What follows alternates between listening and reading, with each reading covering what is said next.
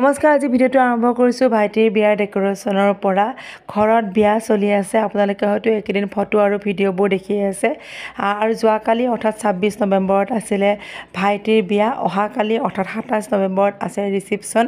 সেই ৰিচিপশ্যনৰ উপলক্ষে আজিৰ পৰা আৰম্ভ কৰিছে ডেক'ৰেশ্যনৰ কামবোৰ।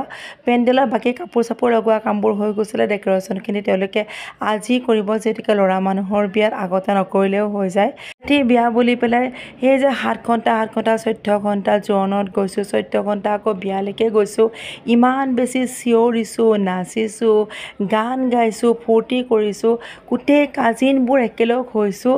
তাৰ কাৰণে মাতটো অকণমান বহি গৈছে। বিয়া এবাৰেই হ'ব, মাতটো বহি গৈছে, কাইলৈকে হয়তো ঠিক হৈ যাব। কিন্তু ভাইটিৰ বিয়াখন বা পৰিয়ালৰ মানুহখিনি একেলগ হোৱাৰ হয়তো সুযোগ আকৌ এবাৰ নাপাবও পাৰোঁ, নাইবা আকৌ কিমান বছৰৰ পিছত বা এই সুযোগ আহে তাৰ কোনো সঠিক ঠিকনা যিহেতুকে নাই।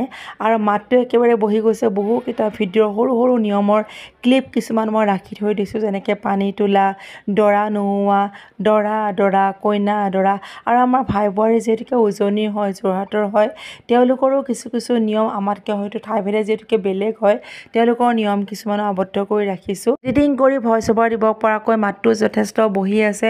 লাহে লাহে ভিডিঅ'বোৰ লৈ আহিম। দীঘলীয়া বিয়া, অহাকালিলৈ আছে অভ্যৰ্থনা অনুষ্ঠান। আজিলৈ আহোঁ, সকলোৱে ভালে থাকক।